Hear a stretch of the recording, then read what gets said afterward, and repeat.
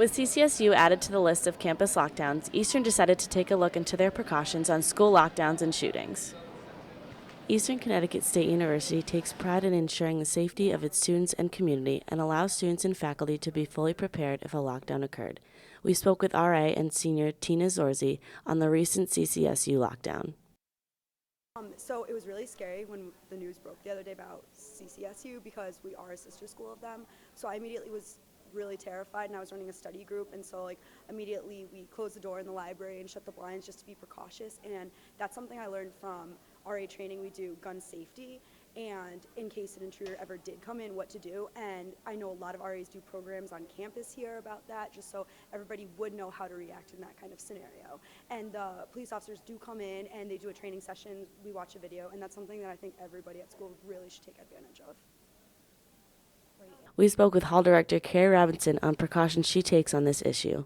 As a hall director, the procedures that we take when there's an active shooter on campus to ensure the safety of our students, we make sure that our building is safe and secure as far as no students coming in or out of the building.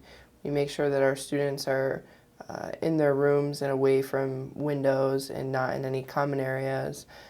We make sure that no students obviously are coming in, and that we're taking the right precautions and making sure that our students are safe and secure in the building.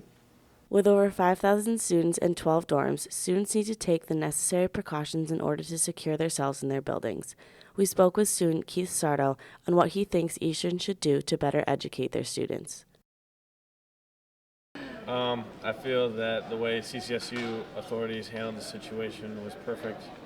I believe that though it was a misunderstanding, it's better to be safe than sorry, and also that to stop things like this happening again, that schools should better inform their students by holding mandatory meetings, whether you're a freshman or a senior, and that if there ever was an instance like this at Eastern, that they should alert you 3 ways: email, text, and phone call. I think phone call is a little drastic, but sometimes people don't always look at their text, but if they get a phone call, they'll look down, and that'll be a lot better than just emailing someone, because not everyone checks their emails nowadays.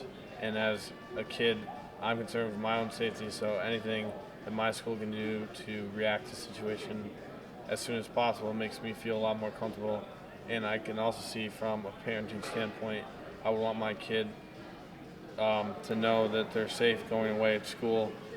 Also, that brings up another point, that parents should also be notified if there was an incident at school. They shouldn't have to hear from the news that a shooting happened or a possible shooting happened. They should have to hear from their own personal school. In order to educate Eastern students on the procedures when it comes to an active shooter on campus, I think it comes down to education. I know in the beginning of the fall semester, every first-year student has to go through a mandatory fire safety meeting, so it would be beneficial for those students and for all upperclassmen students to go through a mandatory active shooter training where the police come in and talk about the procedures and show a video on what to do, and also just educating students on what the alarm sounds like from the blue boxes around campus, and just all comes down to education. Coming to you from ECSU, I'm Hayley Wolverton for News 22.